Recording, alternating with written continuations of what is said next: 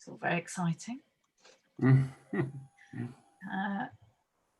I think have we got everybody here, Clark?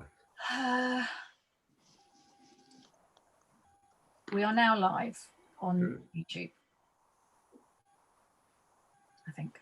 Looking through the list, I think Councillor Basterman was the one I was. I don't have anyone in the waiting room. Okay, I think we'll proceed. We're at 7:34, so good evening and welcome to our Beaconsfield Town Council meeting. I'd like to greet my fellow councillors and those members of the public able to join us tonight. These are extraordinary times and I hope you're all well. I'm going to start by introducing council members who can tell us their wards. I'm Alex Dunlop, the Mayor of Beaconsfield, Councillor for Central Ward. Councillor Pike? Sorry, they're all muted, Alexa. Oh, no, they're not. Are they? Sorry, Alistair. Okay, Alistair Pike, Councillor for South East Ward and also Deputy Mayor. Councillor Bala? Councillor Rita Bala for Central Ward. Councillor Corney? Good evening. Hi, Councillor Corney, Councillor for West Ward and Chair of Planning Committee. Councillor Cranmer? Have we got? Anita's muted. I'm not muted now. Yes, hello, I'm Councillor Anita Cranmer. I'm South Ward and I'm Chair of Community and Safety. Thank you. Councillor Hogan? Councillor Patrick Hogan, Councillor for West Ward. Councillor N? Hi, hello all. Councillor Jackson and Councillor for West Ward. Councillor Owen? Good evening, Councillor Chris Owen, Councillor for West Ward. Councillor Saunders? Good evening, I'm Sandy Saunders, also Councillor for the West Ward. Councillor Schofield? Hi, I'm Councillor Clive Schofield, Councillor for the North Ward. I'm also Chair of the Open Spaces Committee. And Councillor Shaw? Good evening, Councillor Lorna Shaw, North Ward and Chair of the Governance Committee. Thank you very much. We'll move on to the agenda. Could I have apologies for absence, please? I have received apologies from Councillor John Reid. He's not able to make it this evening.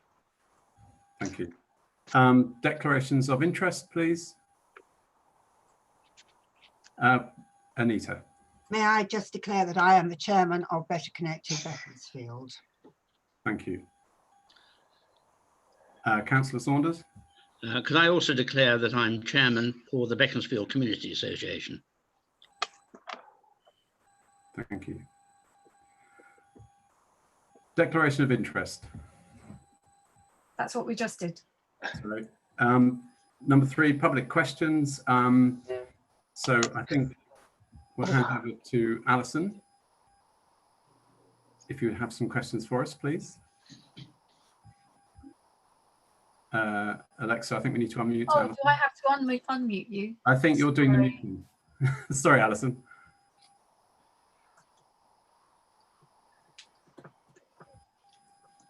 I will unmute you. Hello everybody, you should be able to hear me now. I'm Alison Wheelhouse, I'm the Chairman of the Beaconsfield Society. Good evening everybody. I wanted to say a few words and raise a couple of questions about a potential neighbourhood plan. I know that a neighbourhood plan has been the subject of some talk amongst the council over quite a few years now. But I and my committee, and I know many in the town, think that this shouldn't be put off any longer. 8 of our neighbouring towns, including Gerrards Cross, either already have a neighbourhood plan or are in the process of having one. And Beaconsfield doesn't seem to have started the process yet. I believe that the pending local plan examination has been given as a reason for delaying a neighbourhood plan, but it's very unlikely that the emerging local plan will be found unsound. And there's always going to be local plan work going on in the background. For instance, we're going to be looking towards the Bucks plan in 2025. So I don't think we should keep on postponing getting on with a neighbourhood plan. I know we're in lockdown, but I think there are tasks that could be started, such as publicity, potentially a new website or a new place on the council's existing website, a working party if you don't already have one, involving members of the community. And I know the Beaconsfield Society and myself, we're very interested in getting involved in a neighbourhood plan project. And also applying to Bucks to designate a neighbourhood area. And these first steps can in themselves take several months. A few days ago, I sent an invitation to a free webinar, which is being hosted by the Society's planning consultants, DLP, to a few of you, with a request that that be passed on to whoever amongst you would be interested in joining in the webinar. It's taking place on the 16th of June, and I think it would be a really good way of trying to kickstart the process. You do need to pre-register for the webinar, so you can't just join on the day. So if you're interested, please do that. And I hope you'll take up the invite and kick off the first steps of the neighbourhood plan process, so that the town can have an additional layer of planning protection and guide the right development to the right places. Some questions. Do you already have a working party? Who's on it? And what are you going to do to start the process? And that's the end of my questions. Thank you. Thank you, Alison. Councillor Pike, could I ask for your views on this, please? Alexa? Sorry, I just muted everyone because I was getting feedback on something. So I think Alistair could press, if you press your space bar, you would be able to unmute. Does that apply to everybody? Yeah. Yeah. Oh, Okay. okay, that's nice. Right. Thanks for the question, Alison, and also the background of introduction there. Firstly, I'd like to say that I have actually pre-registered for the webinar, and I will be attending on the 16th, as you sort of mentioned. I think as far as the neighbourhood plan is concerned, certainly I agree that we have been rather a long time in getting from A to B, in the sense that this came up as part of the Vision for Beaconsfield recommendations back in 2016, 2017. And since that time, we had the emerging local plan, which perhaps got in the way a little bit at one point, but then subsequent to that, we had the meeting in July last year, when it was very emphatically agreed by the majority of councillors present that we would go down the neighbourhood plan road in Beaconsfield. And that is still our intended direction. And I think that we have been sort of slightly slowed in recent times by events, but I'm looking at the moment at a document in front of me dated 13th of February, when we discussed an interactive consultation event with an outside consultant who we also had gave us advice with regard to the emerging local plan, as you know. Now, obviously, if we are going to kickstart with an interactive event, we can't just give that to one organisation. We have to go out to tender, and I have discussed it with Alexa, the town clerk, this week, and she now has got 3 organisations to whom we will invite this tender, and that will be our starting point.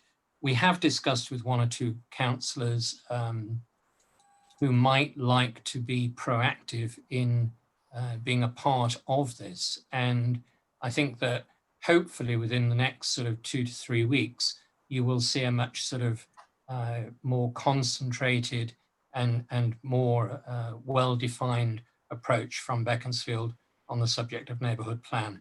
We are definitely committed to it. Thank you. Any other comments to be mentioned on this?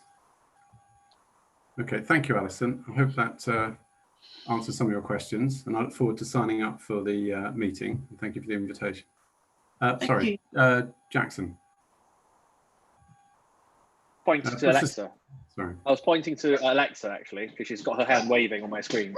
I apologise, I'm a bit slow off the mark here. Right. That's all right. I just wanted to say I hadn't realised it was an open invitation. I do have some councillors who've asked. I've pre-registered for it. I know that Jackson's asked to go on it, and I will circulate it to everyone else. But I'll tell them to get back to you to pre-register, or they can click the link. Thank you, Alison. Thank you very much. Right. I'd like to move on to section 4 of the agenda to note that the Coronavirus Act 2020 removed the necessity to hold an annual town council meeting. Therefore, there will be no change to the mayor, deputy mayor, leader, deputy leader, or representatives to outside body posts. I think that pretty much explains what it says. Number 5 was the minutes of the last meeting. I'd like to confirm and somehow sign the minutes of the meeting held on 19th of December 2019. You were sent reams of paperwork prior to this town council, and they are in actually order, so hopefully you've all read them. Are there any comments to be made on the minutes, please? No? Good. Okay, so I think we'll confirm those. Alexa? I suppose, should we have a show of hands? Just have a show of hands. We have a show of hands, please. Those in agreement. That looks good. Okay, thank you. Number 6, matters arising not covered elsewhere in the agenda. No, okay. Moving on to section 7, to update on the current situation with the Chiltern and South Bucks draft local plan. Alistair, I wonder if I could ask you again to pass any comments that you can put forward to us. Okay, thank you. I think going back to pre-lockdown period, we were all made aware of the fact that there was to be a hearing carried out at the Bell House in Gerrards Cross by inspectors who'd been appointed to look at the emerging local plan, or the draft plan submitted by Chiltern and South Bucks.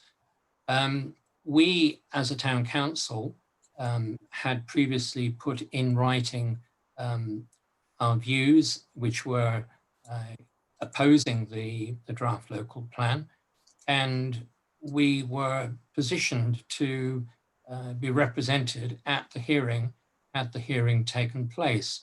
Now, as we all know, the hearing has not taken place. However, in the interim, the inspectors expressed concerns regarding the degree of dialogue that had taken place during the process between the authorities of Slough and Chiltern and South Bucks. Now, this is nothing that we should be making any comment or having any judgment about.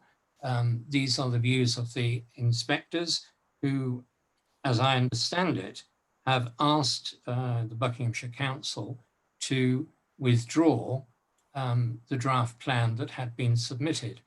My understanding is that so far, the response has been that it is not going to be.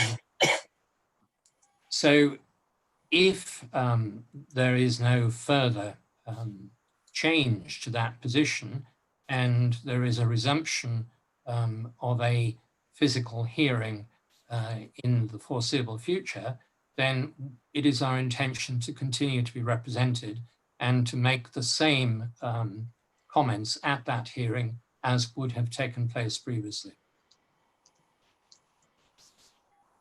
Thank you, Alistair. I was going to ask you to mention about the neighbourhood plan, but having replied to Alison, I've noticed you mentioned quite a lot of things I was going to ask you. Are there any other comments on this at this point? No, thank you. Moving on to hold on. Sorry, Jackson, was that you?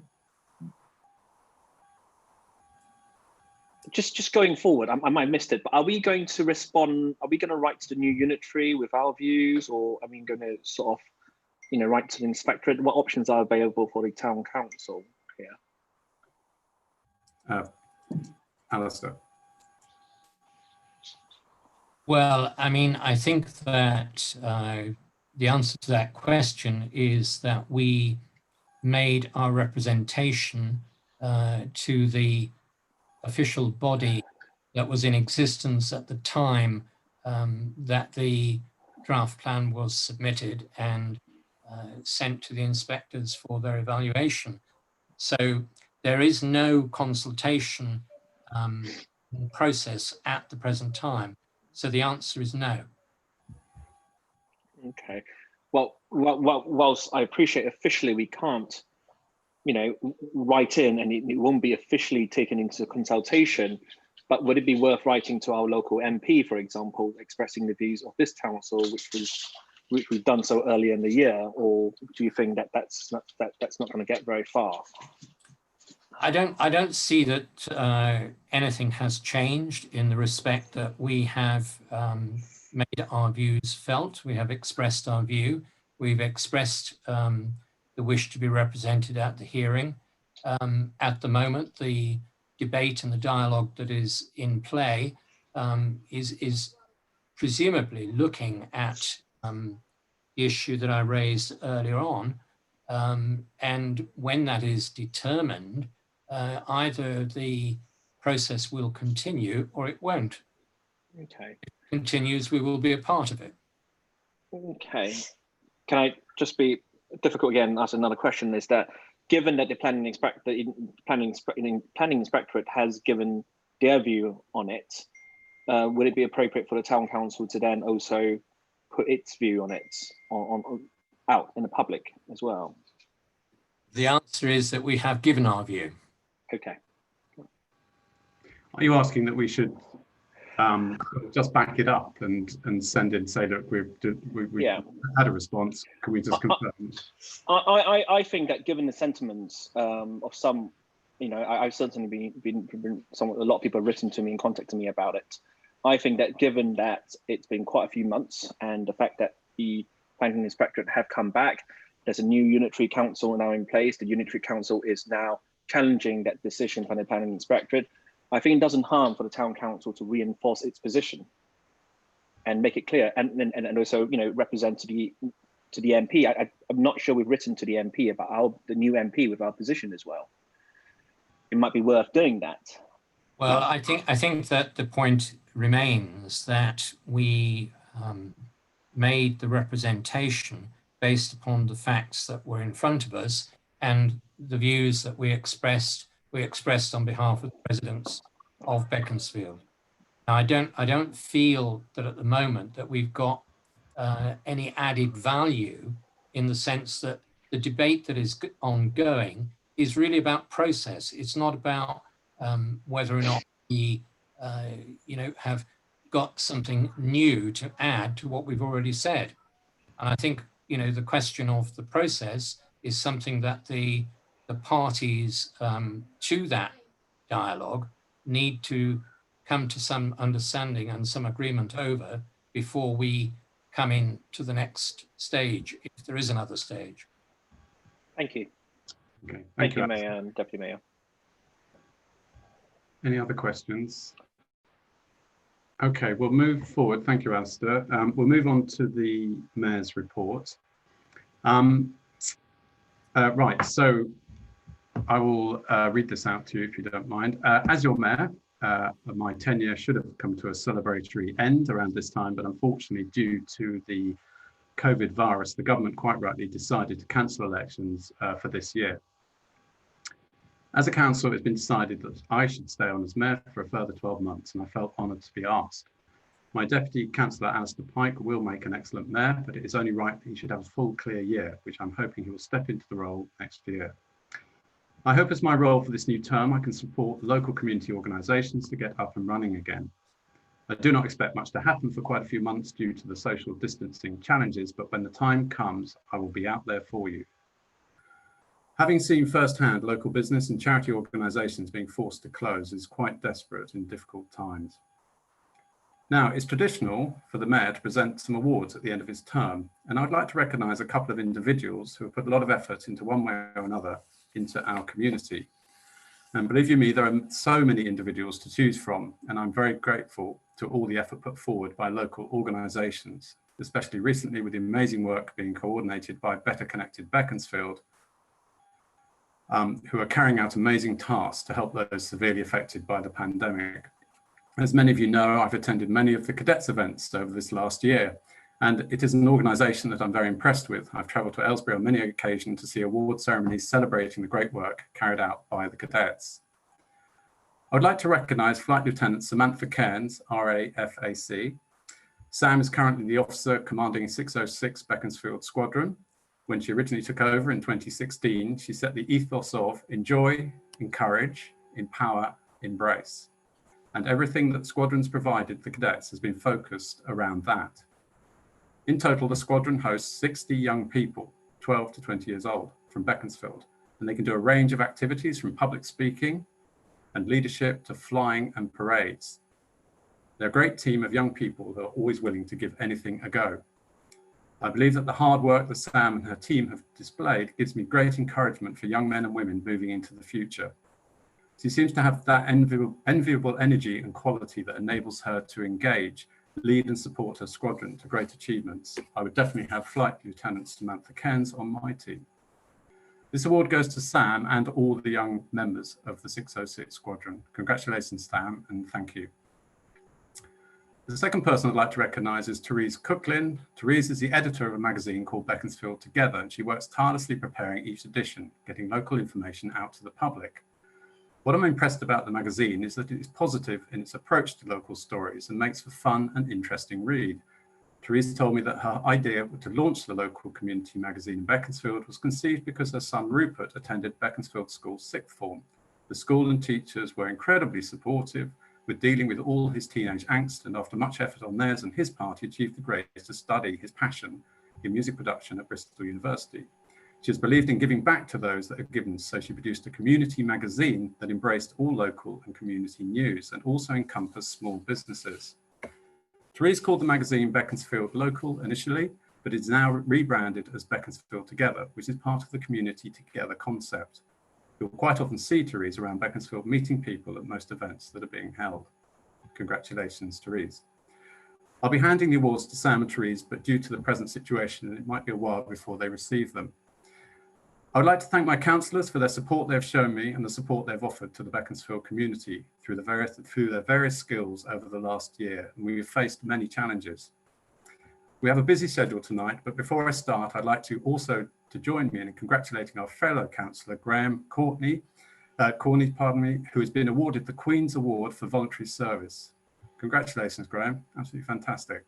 Graham is another councillor who has offered so much knowledge and educated opinion to Town Council, and is also able to carry out great accomplishments in assisting other organisations. Thank you, Graham, and congratulations again.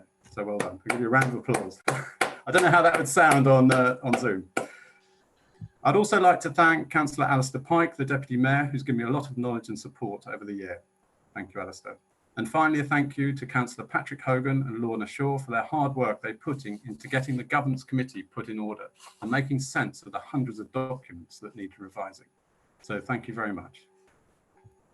Right, we'll move on to report from the Buckinghamshire Council. And could I ask Patrick if you have any information for us, please?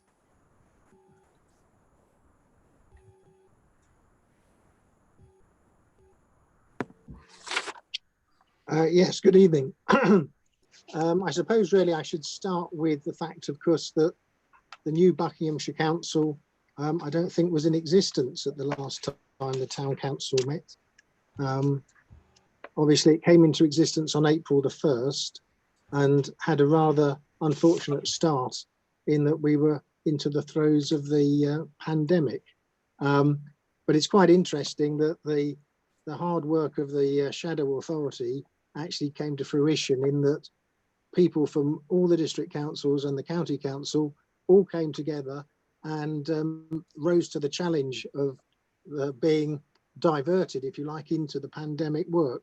Obviously, a lot of them were immediately redeployed to support the various things that have been going on, not least the establishment of what were called the local support hubs, which there was 8 of those set up, one covering Beaconsfield, to provide support to those people who were identified as vulnerable and so on. Separately, those support hubs have been working obviously with community groups and so on. To some degree, that work is slowing down. A lot of staff are being redeployed back to their actual jobs. But obviously the support hubs will still be working closely with the new community boards, which themselves are coming into fruition. In terms of day-to-day stuff that's going on that might be of interest, is that there are currently discretionary business grants available up to £10,000 to help businesses with fixed property costs such as rent, utilities and broadband. Those are being administered through Buckinghamshire Business First, and details are on their website. There's also been coronavirus business grants given to over 50 village halls and youth clubs in order for them to meet some of their fixed costs and keep those viable. There's also been the Community Grants Fund, which is £300,000, and grants given to bodies all over the county. Obviously, the first organisation to get a grant was, strangely enough, Beaconsfield, Better Connected Beaconsfield, and I think Rotary also have benefited from a grant around here. With the forthcoming opening of the High Street, the Buckinghamshire Council has a task force of a number of cabinet members and officers who are looking at measures, looking at things like the pavements, the public space management, social distancing, signage, pavement stickers, and so on. And they've obviously already been in consultation with various organisations, including obviously Beaconsfield Town Council.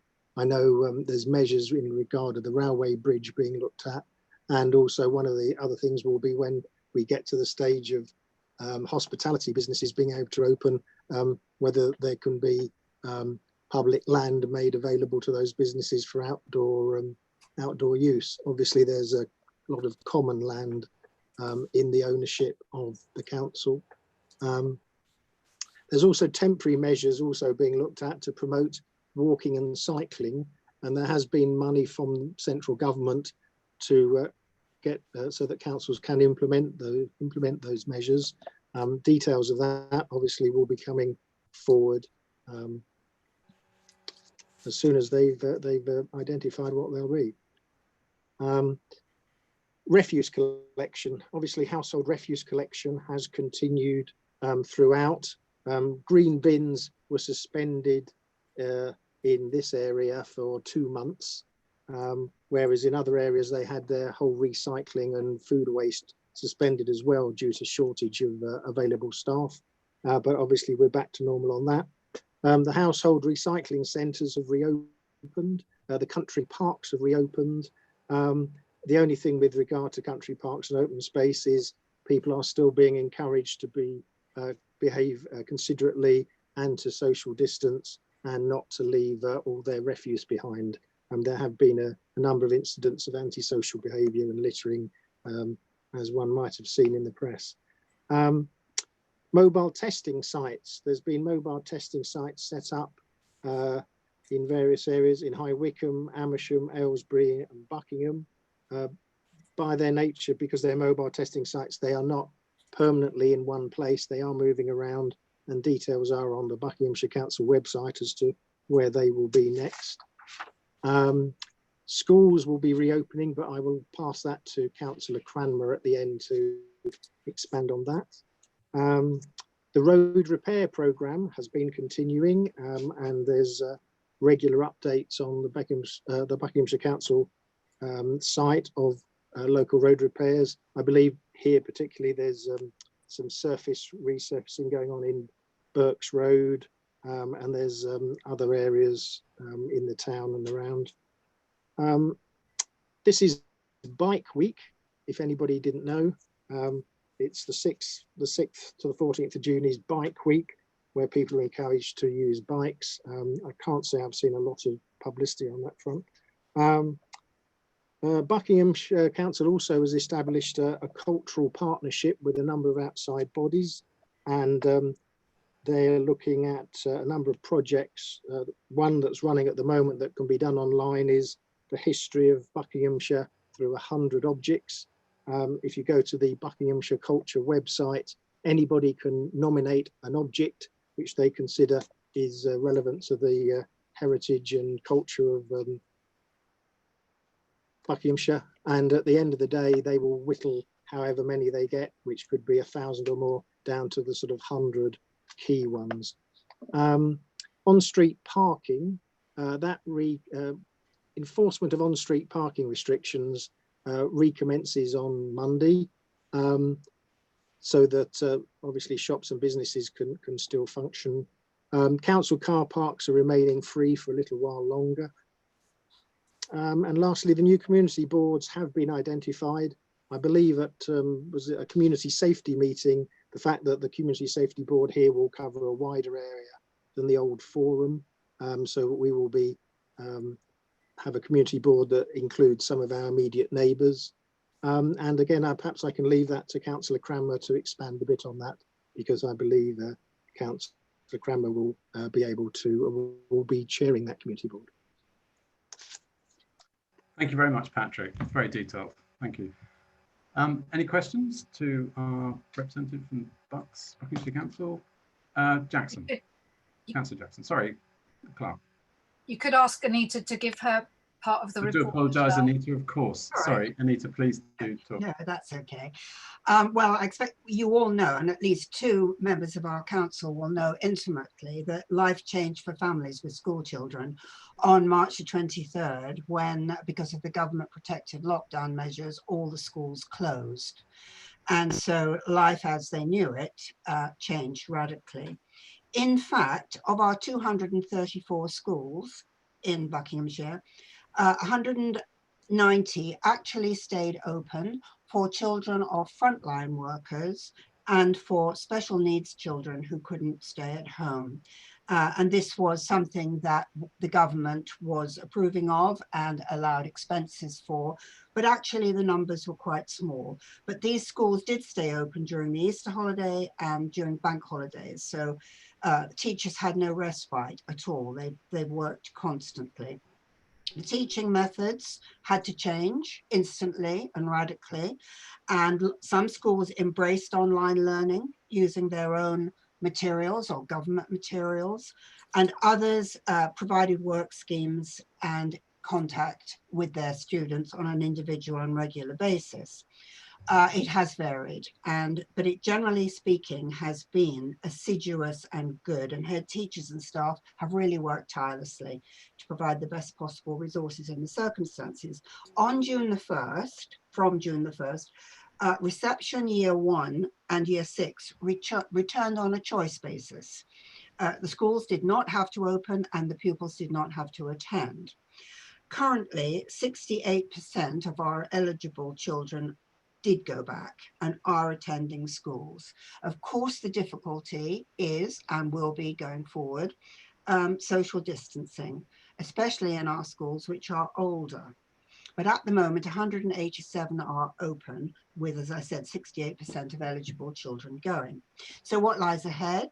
Well, they are not going to be opening up more year groups in the primary sector before the end of this term. You probably have heard that. It will remain as it is.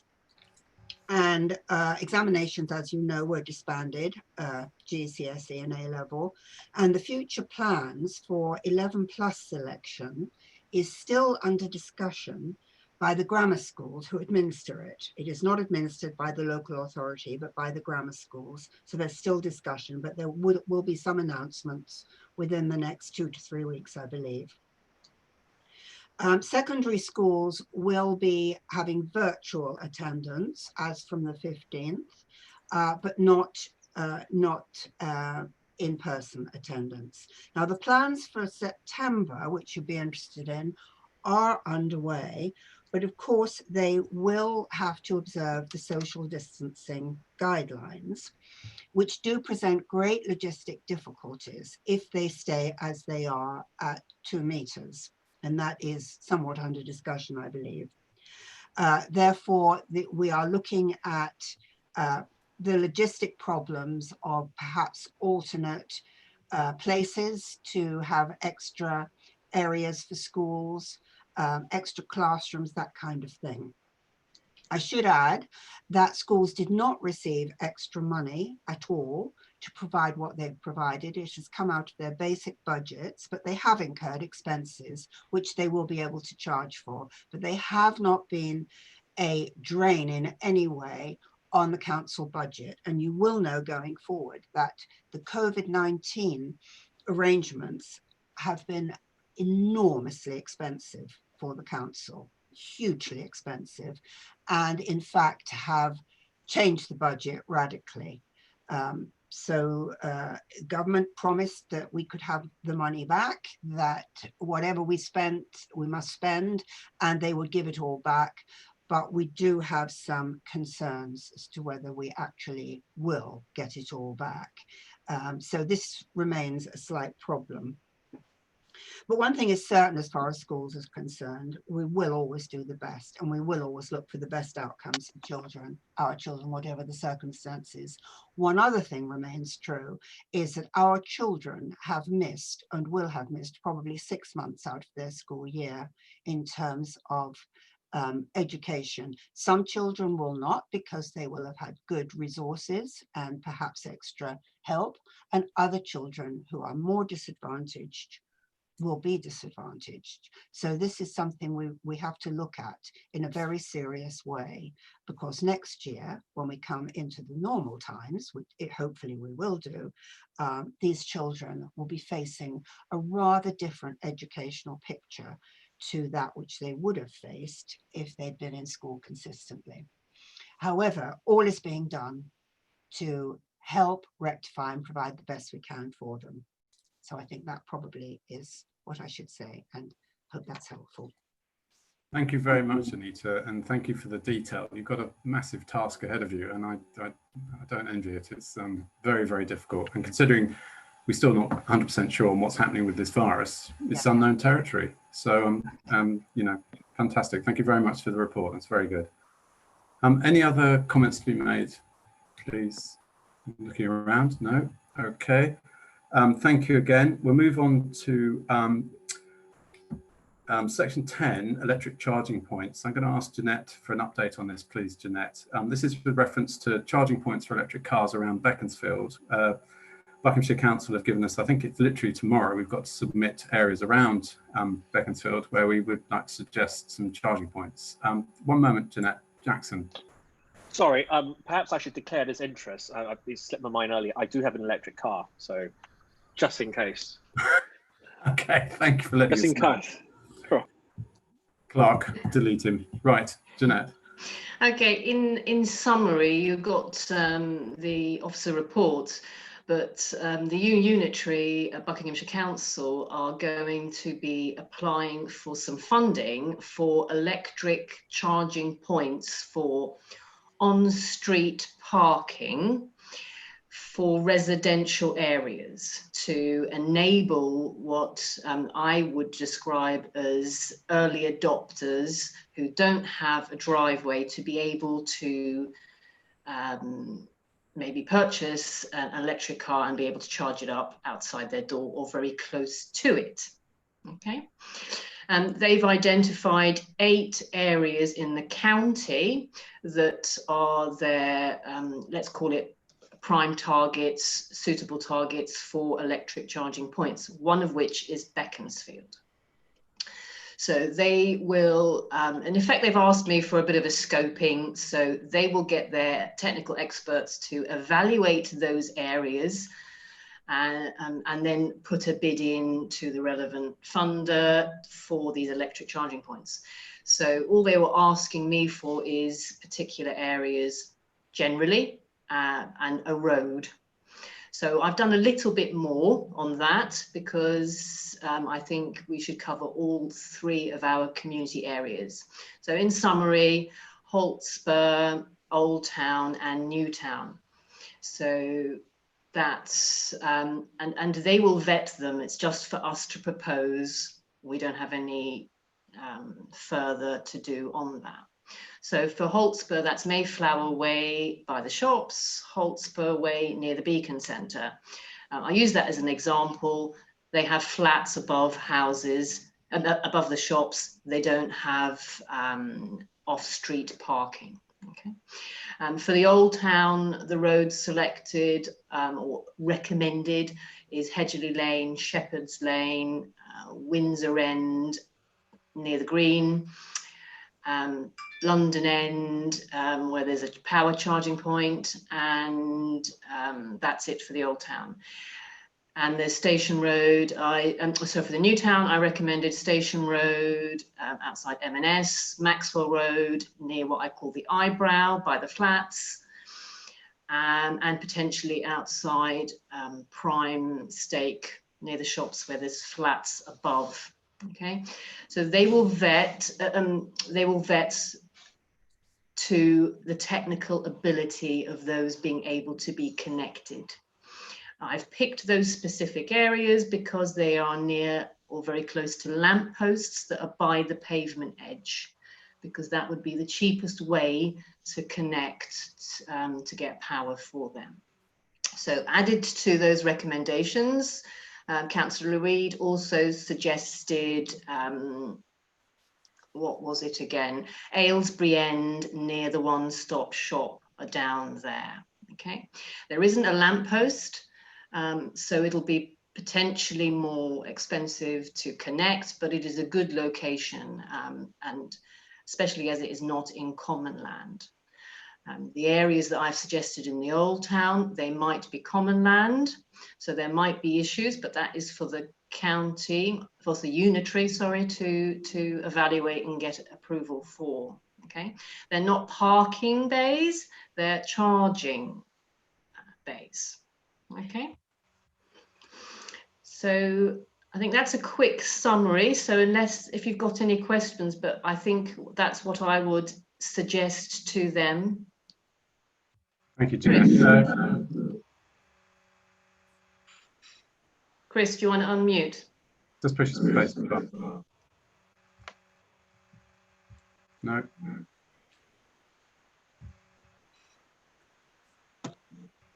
Yes, I'm nothing against electric cars. And I think we do need some parking spaces, some charging points, but I think it's highly unlikely, and this is more a question really. I think it's maybe Jackson would be a good one to answer this, as he's got one. I think it would be highly unlikely for someone to buy an electric car that couldn't charge it from home, but am I wrong? I think people come, people come to Beaconsfield to visit in their electric cars. They don't necessarily have to live in Beaconsfield. Oh no, I'm saying it's a good idea having points, but I don't think we need to take into account residents that would get a car couldn't have a charging point at their own home. But Jackson's got his hand out. I'd be interested to hear what he said, as he's got one. Jackson. Thank you, Mayor. I completely agree with Chris, or Councillor Owen, in the sense that most people who buy a electric car in this part of the world, as opposed to London, would have a charging point on their driveway. And Dad said we should also remember that near the by the service station, there are quite a lot of charging points as well, where I know local residents go to. The one comment I have to make is I do think I know there's a sort of estimate of how much it would cost to charge. That actually is, even at the lower end of £5.85, that's actually quite expensive. So I do question whether people will actually use it for charging at that price point, even at £5.85 for a Nissan Leaf. That's all yeah. Okay. Graham, Councillor Corney. We've got to unmute you, Graham, sorry.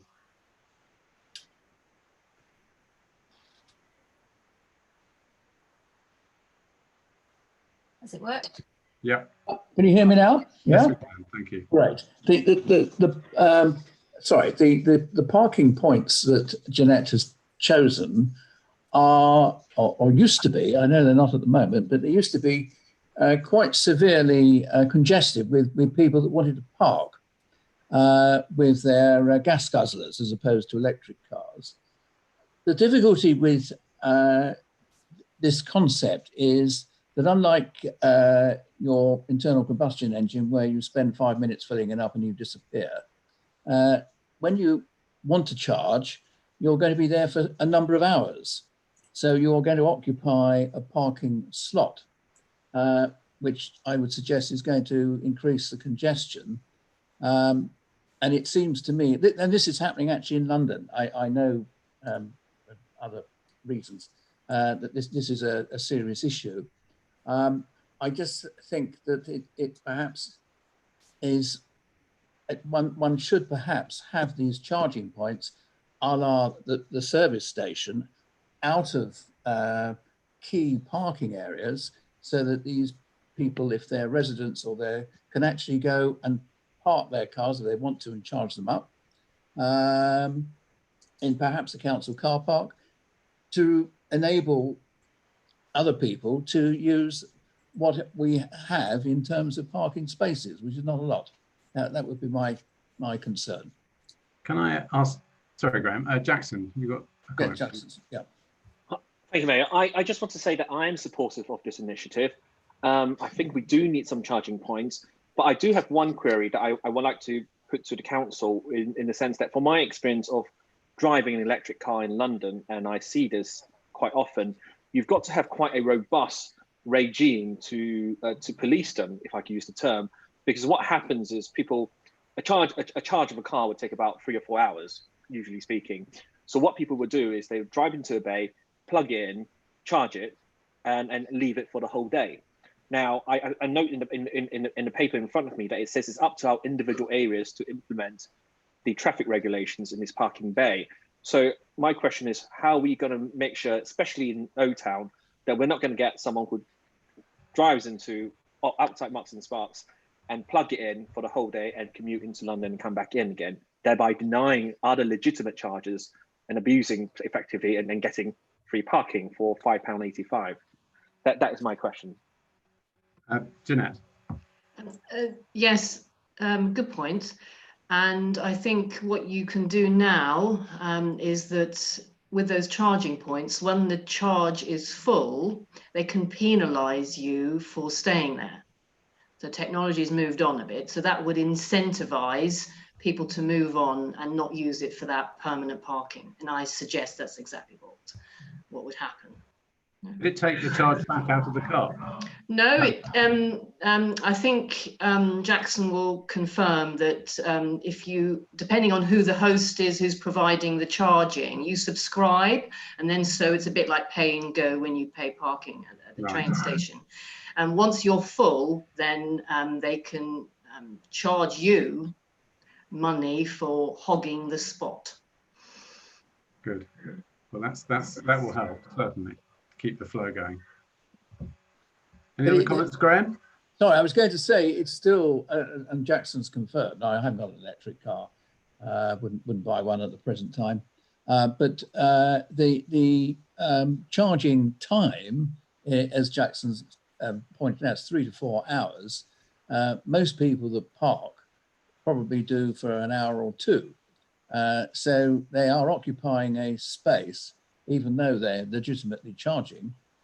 All I'm saying is it's denying, we've got very heavy congestion, it's denying people the opportunity of parking, whereas these individuals who are charging their cars, presumably are not shopping. They might be going up to London or visiting or whatever. They're not actually shopping in the town because of the time scale and required to charge the vehicle.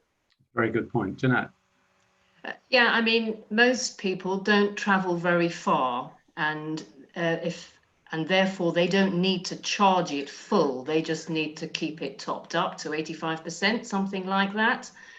So, and these are going to be in residential areas. And then one final point, I'm expecting if Bucks County gets their funding and puts these charging points in, that we are likely to only get across the whole of Beaconsfield in our 3 areas, maybe 5 charging points, tops 10, no more. So we're not talking about a lot of spaces being taken. Okay, Councillor Scott.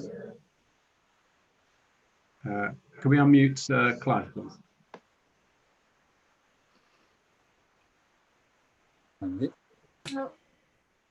Okay, you're on, Clive. You're still muted. That better? Yep, that's it. Yep. Could these not go in regular sort of car parks instead? We've got council car parks there. That's what I agree. Yeah. Gets a double whammy then. You've got the car parked in a proper bay, they're paying for the time they're in the bay, and they're charging up. If it's someone that just come to visit for a couple of hours, then that's fine. They'll park in that bay for 2 hours, charge up, and then they'll have enough charge, hopefully, for going home, as long as the charges are powerful enough.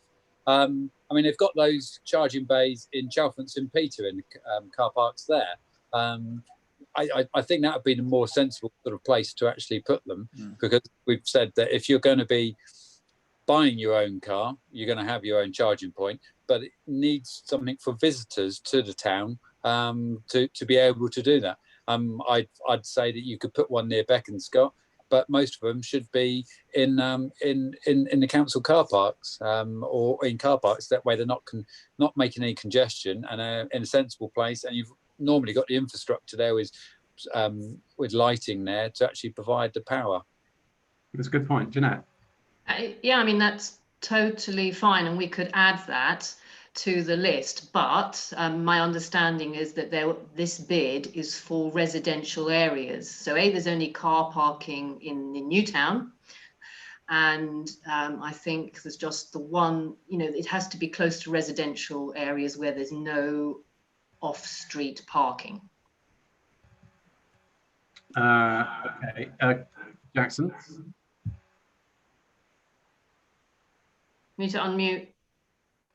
Thank you, Mayor. Jeanette, just a question. This is obviously this is designed to encourage people to give access to people who don't have a charging point on their driveway. Do you have any idea and obviously this is all done because we want to encourage a greener environment and more people to drive electric vehicles and to reduce pollution on our streets. Do you know whether the council has a slightly more medium to long-term plan for electric vehicles that is coming along our way? For example, free parking bays for electric cars, as they do in some parts of London, or free parking even in car parks for electric cars. Is this part of a phase 1 of a wider strategy, or is it just one element on its own? Maybe our unitary councillors can also share their thoughts on that if applicable. Thank you. To answer your question, I think this bid that they're putting in is phase 2. They've done some previously. What the unitary's long-term plan is, I think it's not for me to say. I don't know. I got the impression that more will come depending on funding. Thank you. Anita. Yes, well, I can't answer that question because these are embryo portfolios, shall we say, just beginning in the plan. But the aim is to regenerate the high streets. The aim is to promote our businesses that have suffered greatly. And of course, that's what Beaconsfield now is engaging in as well. And the aim is to provide parking as well and encourage cycling. That's the big overall overarching aim. And it's very likely that we as a town council, and we as a town council involved with the community board, which is going to be a very important local structure, which Patrick alluded to earlier, and they are just being set up, we will have a big part to play in the major work, the major directions of our town's progress and change. So I think it's a work in progress, and I think people are coming at it in a 3-4 pronged way. So can't answer the question, but it isn't going to be as bold as we're sticking 12 charging points in, forget it. It will not be like that. It's interesting. I'm sort of brought to my attention the fact that, yes, having these charger points, but looking at the crisis of parking in the Old Town, and basically to generate these points, it could become a bit of an issue, has been brought to my attention. Lorna, sorry, have you got something to say?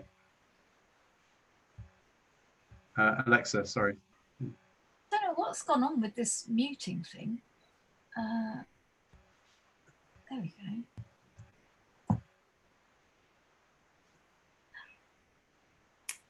Just to echo what some of my fellow councillors have already said, I think it's a brilliant idea that we do this, first of all. I think we need to think about the location a little bit more. I get the concept, I get the idea. For instance, in Mayflower Way, I'm aware that some of the businesses have been concerned about people already parking on the bays outside their shops. So clients coming along can't park. So it's just to bear all those things in mind when, you know, the final. We don't really have space, I think, is that apart from the public car parks, which is. I know, but it's just to make sure we've done our due diligence. No, I agree. We've looked at that and then we've agreed that despite those, it's still the best thing to do. No, personally, I think the idea of using the car parks would make more sense, but you'd have to have good signposts directing people to where these charging points were. Jackson. Thank you, Mayor. I think the reason why they're looking for car parking space and to use the lamp post is because of power supply, and it makes it much more cost effective to have that rather to have it in individual car parks where you have a sort of charging point on its own. And from my understanding, when I lived in London, a local council, Kensington and Chelsea, were running them off lampposts. I think the cost of running that and designing that, it's far cheaper than setting one up. And I think this is where the council's coming in from. Right, okay. Graham. Just quickly, you're absolutely right, Jackson, that it's really like trying to feed a 15-watt light bulb, the amount of power that's coming out of a street lamp into a car with a 90 kilowatt capacity. I mean, you mentioned 3 or 4 hours for your vehicle. If you're talking about a Tesla Model S, it's about 7 or 8 hours. Also, there is an alternative mode of transport, which is hydrogen. Now, you may laugh at that, but you may not be aware that Amazon have invested a very significant, billions in fact, by buying up an American company and are researching it along with General Motors and Toyota. So it's by no means certain that electric cars are going to be the vehicle of the future. I don't know. Thank you, Graham. Jeanette. Yeah, just to remind you on, this is the Unitary Council wanting to put a bid in for providing electric charging points for residents that don't have off-street parking. So by definition, in Hotspur, there is only those areas where there's residents that don't have off-street parking. So to comply, we have to have those locations. I suppose that's the main point. And they're using highways because that's where they have the authority to implement them because they own the highway. Okay. Lorna. Again, this is great conversation and we should have more points. Unfortunately, I think the impact that the pandemic is going to have on our economy may slow down the progress that we would all like to see, perhaps moving more towards electric or hydrogen. It might stall it for some time. So that might be a contribution to perhaps the budget. I don't know if this is still on the cards. Just to be clear, this isn't funding from the town council. This is just the town council being asked where do you think would be a good idea before we went ahead and did it? What is the general consensus of council? Would you like, I mean, we've only got till, I think, tomorrow to submit this map of charging points, if that's correct. I mean, it's a very interesting debate, and I'm interested to hear the views, and some very important comments have come through. Do we need to revise this? And are you saying that if we submit this and they say, right, we agree, you know, in the next 12 months they're going to come and plonk these things in, or is it due for another assessment a bit later on? Jeanette, sorry, sorry to the clerk. This is a consultation that they've asked us, and they've given a very specific remit, which is why we can't do it in car parks, because it's specifically to ask for places in residential areas, and it's a consultation. We wouldn't, if we say it, we won't be forced to have them, but they will research them. You know, for example, John's suggestion in Aylesbury End was really good, but it doesn't actually fit with the remit that we've got, because there's no electric where he's made the suggestion. So we're trying to comply with the request that the Unitary have made, but by no means will we be obliged to do it. And it could be that the places are not suitable. And as Jeanette says, I think we'd be lucky to get 5 across the whole of the town. We could potentially get 10, but I think it's a consultation, so it's not a done deal, but we do have to submit the paper tomorrow. I think personally, it's worth putting it forward, and certainly would assist with the neighbourhood plan idea of sort of building Beaconsfield into an efficient and up-to-date sort of market town. Sorry, question. Somebody put their hand up. I saw briefly. Jackson, sorry, Alison, Jackson.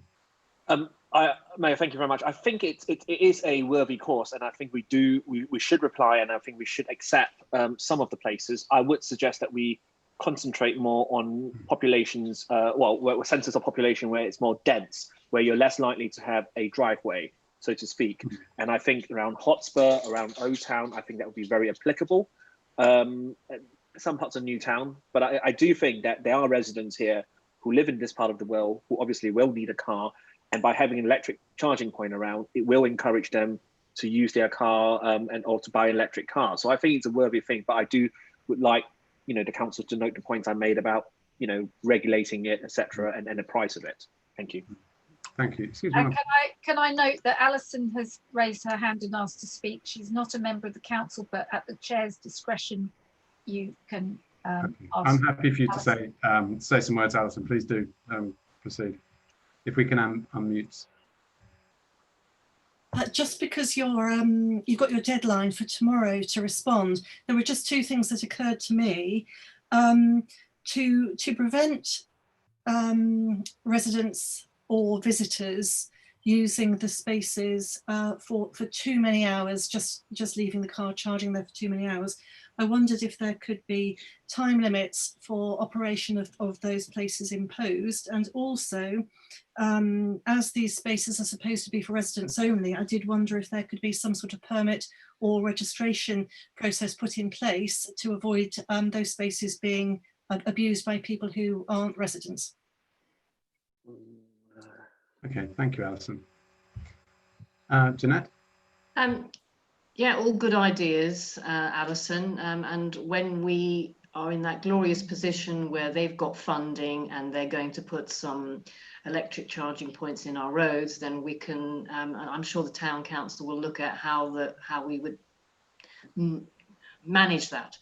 In taking on board all that you've said, may I suggest that we add John Reed's location and also the car parks in the new town as a potential location, and let the Unitary consultants evaluate which is the best location, was what they're supposed to be doing.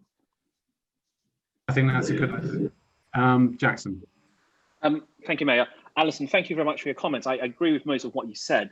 The only thing I would disagree with, and I bring to the council, is that, as I've heard Councillor Cranmer said, that part of the plan is to get our high street going again. And I think if we limit electric charging points just for residents, we potentially could lose visitors who see an opportunity to park their car in our new town, no town, and to spend some money there. So for example, if you lived in Farnham or Stoke Poges, you might not have an electric charging point. You might be attracted to the fact that Beaconsfield has it and come here and shop. So I know for a fact that some people do go to the service station to charge their cars, and whilst they're there, they do shopping. So I do think that we should look at, well, we should not just limit it to residents. That's my point, because this is the whole point, is to get our high street going again and get the local economy thriving and attracting people from outside the town to come in and spend more money. Thank you. Thank you, Jackson. Lorna, did you have a question? Just quickly to say, can we include the Beacon Centre in this? I know it's slightly out of scope there, but as a car park. It's private land, so no, because it's got to be on the highway, and it's got to be for residents, but I've suggested just outside there because I know there's limited parking for residents there. Okay, thank you. Any more questions on this subject? Good. So Jeanette, if you could submit those areas and we'll see what comes back. Thank you very much. Thank you. Moving on to the appointments to standing committees. I'm sure you've all seen the report that came with that. This is to show where your the new committees, or sorry, excuse me, I'll start again. The committees are and who's actually going to be part of them. This is not to elect chairmen of those committees. This is just to see where you're going to be through the year and which committee you're a part of. Has anybody got any comments to make on these committees, please? No? Good. So moving on to the minutes of the following committees. We have, due to present situation, we've had quite a few minutes to be presented. So I think, I'm sure you've all read them scrupulously, but if we keep it down to about 2 minutes per committee member, I'd like to start, if possible, with Councillor Cranmer for the minutes of the Community and Safety Committee, 30th of January and 30th of April. Yes, thank you, Mayor. The minutes of the 30th of January, which is a long time ago, actually everything we decided then could not ever take place because coronavirus stopped it. We were going to embark on the water fountain project, we were going to refurbish the toilets, and we were going to set up a dementia-friendly town. Nothing was able to progress. So those are the minutes, but as yet, nothing is progressed. And the minutes to present on the 30th of April, which was the first virtual meeting that we had, which went well, was a report on the work of COVID, the charitable work in the town. And the one decision we did make, unfortunately, could not happen either, which was we wanted red, white and blue flowers in the town for VE Day, because we had to have a virtual VE Day, which was very well organized, as you know. And we couldn't have the red, white and blue flowers because we thought that the providers grew their own and we could just have them, but no, we couldn't. So the minutes are, shall we say, a little inconclusive. But thank you. Thank you, Anita, for that. So inconclusive minutes, but noted. Councillor Corney, the Planning Committee, you've got quite a few there. Quite a few minutes, Chair. 7 minutes. Yes, so I don't think there are any specific matters arising, but I think one thing that we have noted since the virus has occurred, as you possibly are aware, that it's site visits are impossible. So it has been quite difficult from our point of view when to comment on an application. We have to use our memories and Google Earth to determine really what's going on. But quite a number of issues have arisen of late because people, I think, have sensed that the council are not able to visit and not able to determine what's going on.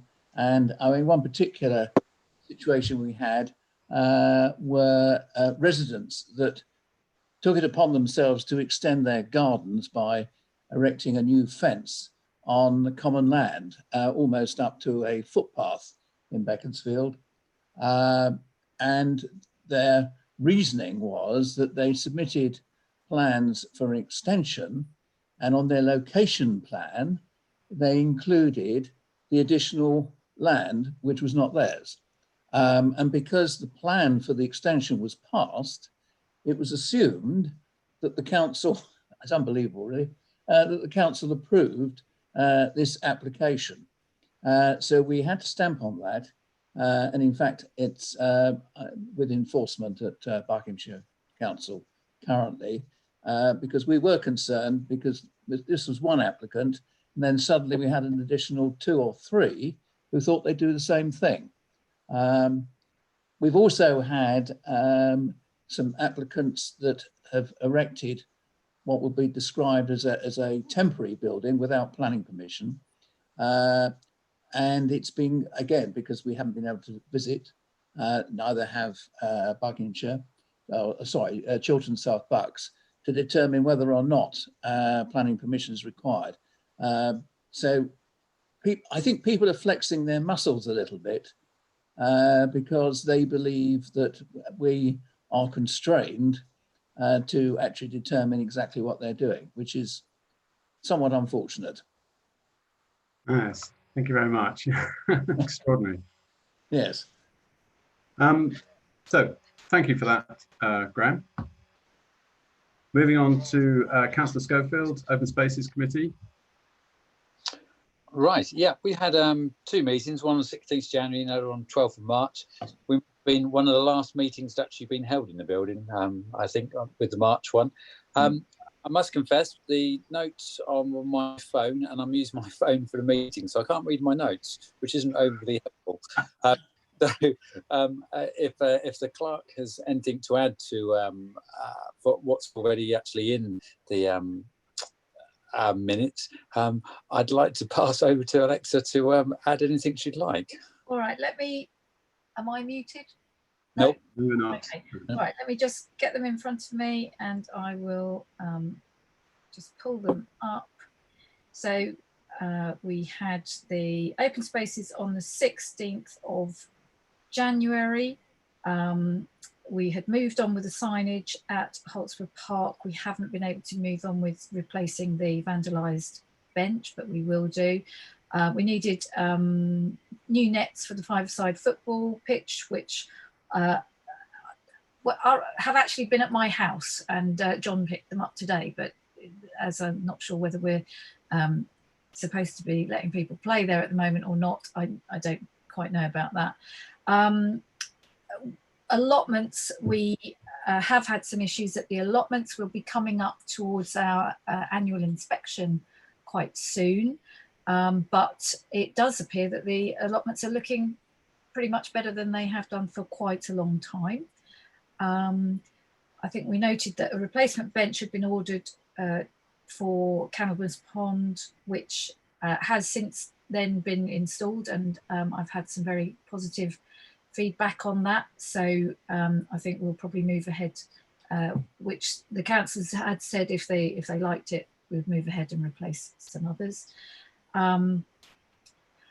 The subject of the wall memorial, replacing the wooden posts, is still a rather ongoing, laborious thing because it's in the conservation area, but we have moved ahead with that and got information from the conservation officer. We've got some agreement, I believe, in the last week from Hall Barn, because although we maintain the war memorial, it's not on our land.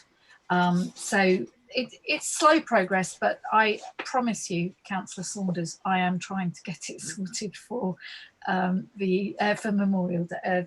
Well, whatever we come to next, and if we're allowed to meet, and if we are allowed to sort it out. Right, that was the January meeting. And if you bear with me for 1 second. Then the March meeting, which I think you're right, was the last time we were actually all together in the chamber. So we had discussions about the Parkway Strip. and the ecology officer, the Oval at the, oh, I think I've got the wrong possible minutes here. Bear with me a second.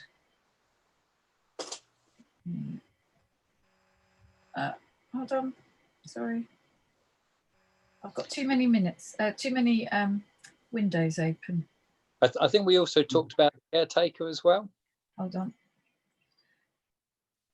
Town caretaker, good memory. That's the very first thing that was on there.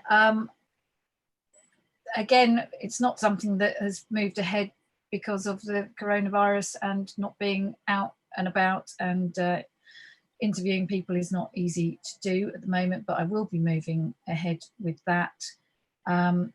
Hotspur Park signage had been agreed finally. There'd been some complaints relating to dog fouling, which were reported to Ian Snudden at Bucks. We'd had a number of antisocial incidents at Wigan Green Lane, and we'd had damage to the gates, the chains, which were all replaced, and some damage to the changing rooms, which has all been made good. This is where the benches were and you delegated to the clerk to a programme of bench replacement if the Candlemas Pond one was acceptable, which I believe it's going to be.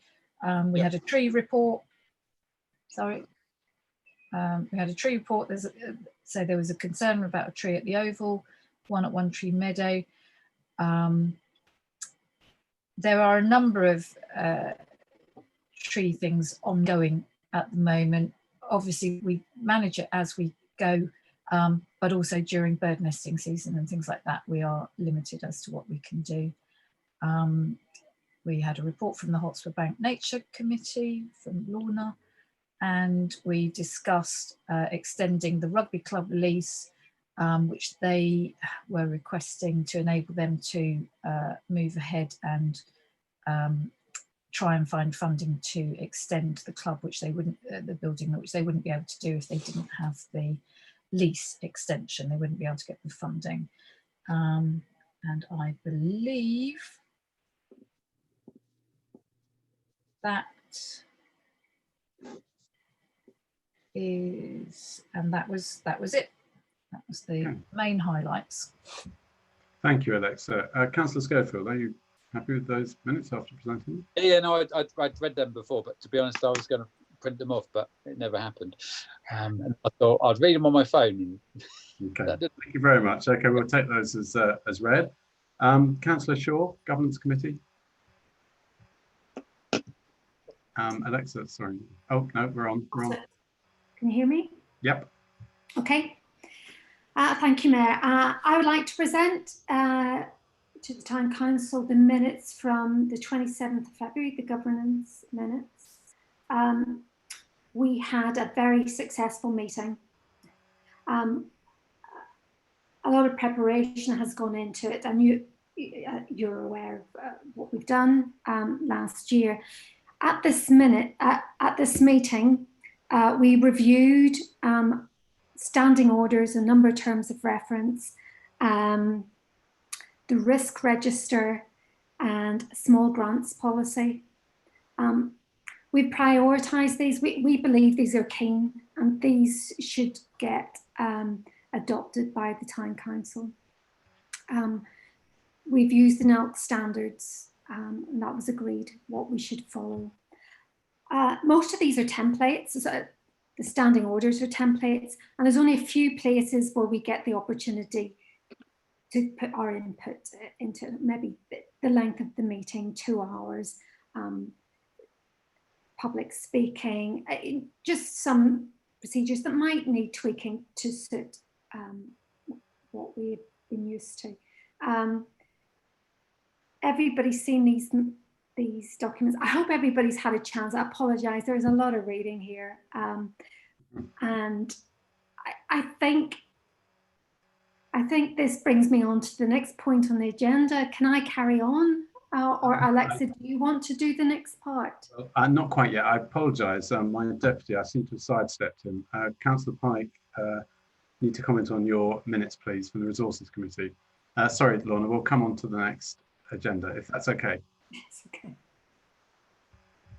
Okay, right. I thought I'd got away with it for a moment. I saw you keeping quiet. Sure. Okay, we had two resources meetings, one on 13th of February and the other was on 9th of April. So they actually fell either side of the period where life changed. But there was actually a degree of a common thread between these two meetings. Firstly, in the sense that we had a long period of the police station being empty, which had a really big impact on income from that area of the town hall, on which we are quite dependent for balancing the books with regard to the rent that we pay for the space and the income that we're able to derive. So through no fault of the pandemic, we were not looking too good by the time we got to month 10 of the annual income and budget sort of comparison, as it were, for last year. Ironically, having got to the 9th of April, we were then in a completely different situation where all the bookings that we had for using the town hall were cancelled. And at the same time, there were people who were long-term tenants saying to us, we can't pay the rent. So like one will find in other walks of life at the moment, there are sort of many landlords having to defer the income that they expect to have each month. Now, whether or not we end up sort of taking a view on this, or whether or not we decide on some kind of payment plan going forward that incorporates what wasn't possible at this time, remains to be seen. But in essence, like with any sort of small business, as it were, to a degree, the town council is in a similar sort of way, having income and expenditure, and our role is obviously to balance the books. And within the last sort of few months, that has been quite challenging. I think the only thing that one can say now is that there has been an extension given to local councils with regard to how much time we have to submit year-end accounts. So we have a degree of time to look at where we stand on this overall. But hopefully when we meet next time, we will have the year-end figures to present. So that's where we are. Thank you very much, Councillor Pike. Difficult times for many people. So thank you for those comments on the minutes. Town Clerk, is that okay to move forward? Yep. Yeah, Good. that's fine. And if you can go back to Lorna for the other. Yes, I will. Lorna, I had got a thought on this because we were to consider the following documents recommended for adoption by the council. If I may just say, for me, I was going to suggest that the standing orders were delayed because there's so much reading to be done on it. And I'm sure probably most of the councils have read it. I certainly haven't been able to get my way through it all. And it needs more understanding. If I may go through the Code of Conduct, which is pretty much drafted from Buckinghamshire Council, is pretty much as read. In terms of reference to nature of reserves and the other committees, if you agree, I think are hopefully quite straightforward. The one that's brought to my attention that perhaps we shouldn't do tonight was the risk register, excuse me, because I'm sure there's things that we can look at that we might be able to improve on. And then to talk about the other ones. What were your thoughts as you worked so tirelessly on this? But perhaps I could say the risk register. This is an ongoing document. So it's always going to be updated and changed as situations occur. So it's really adopting a framework of how we manage the risk and document it and have a plan for those risks. So it's going to be different, well, this month than it is next month as we find new risks and close any open risks. So I maybe ask, maybe Sandy as Deputy Chair, maybe he has got a view, and perhaps Alexa also has a view on that. Obviously, I'm keen to get these adopted. Of course. Thankfully, Alexa makes sure that we stay legal and we don't do anything that we shouldn't do. So we've all got a high degree of confidence in that. I would say if you don't want to adopt them this evening, I'd be very keen to organise a group call, unofficial call, where we can walk through the document together, because it is important that we've all read it and we understand what you're adopting, rather than accepting it blindly. Absolutely. Alistair. Yeah, I just wanted to endorse what you were saying there, but also to add a little bit more detail with regard to one of these. I mean, I take the point that all of the terms of reference, code of conduct, etc., I think we could approve and move on with those. Equally, the small grants policy, I have no problem with, or the equality and diversity policy. Standing orders I'm a bit more concerned about because it's 21 pages, and I think we all need to be very familiar with the content. And I agree with what Lorna is saying, that it can be done, you know, offline, as it were, as long as we summarize our thoughts and know what we're saying yes to when we say yes.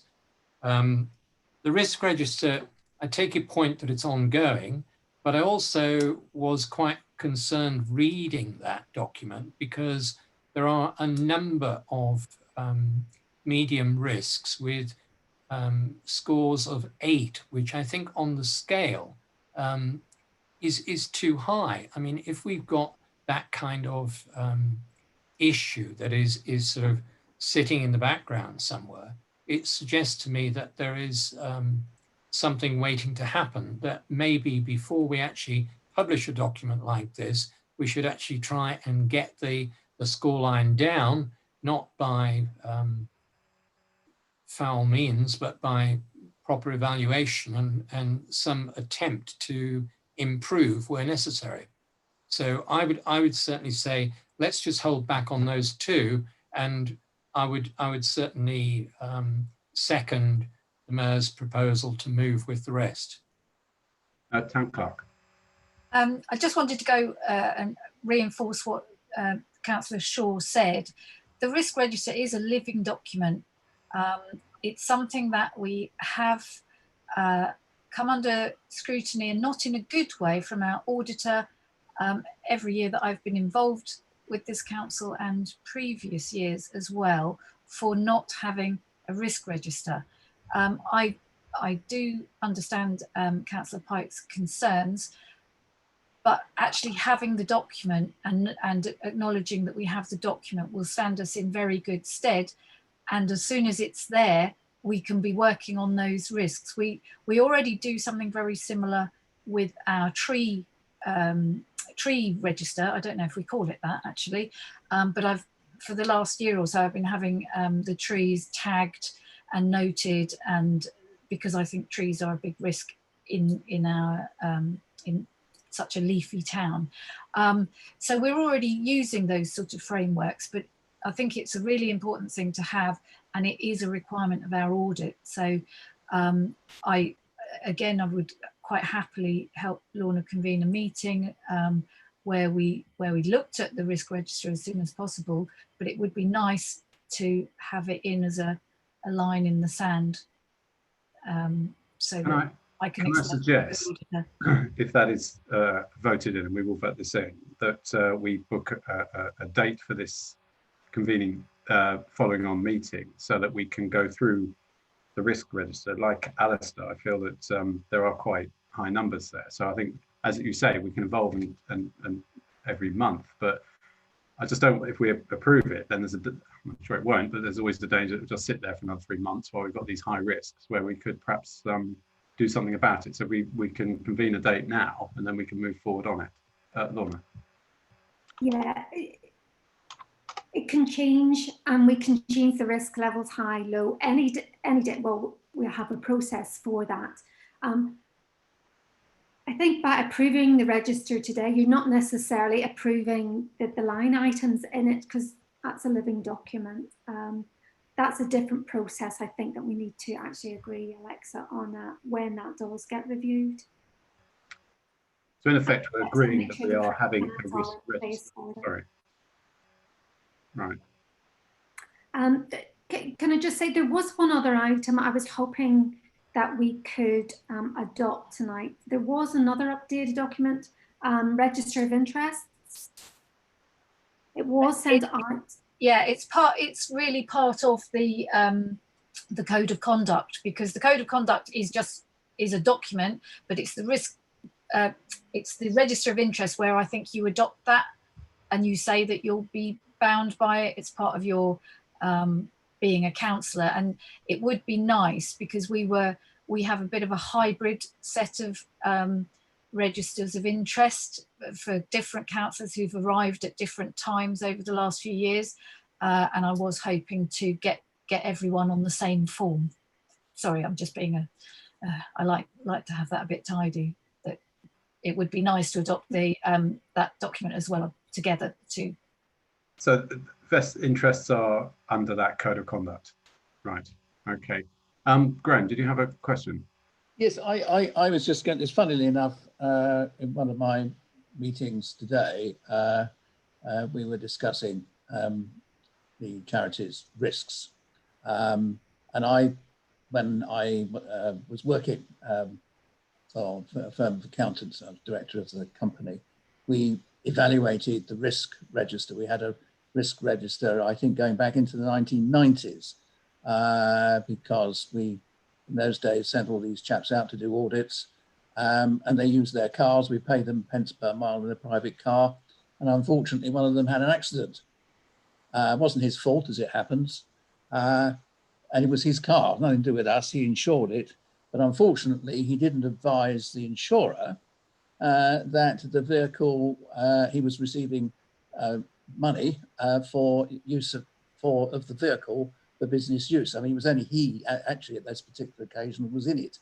But anyway, the upshot of it was that we were culpable, unbeknown to us. And this, I'm going right the way back to the late 80s, 1990s. And one of the issues was that we didn't actually have a risk assessment. We didn't evaluate what people were doing. And obviously things have moved on. You can't do anything these days. As you know, I have a boat. And when I was Rear Commodore and we had all these cruises across the channel, we had to have a risk assessment because otherwise we couldn't get insurance. So the fact that we as a council who own significant amounts of land, we have playground equipment, we have the toilets, for which we're responsible. If anything did go wrong, sure enough, we'd be culpable in some way.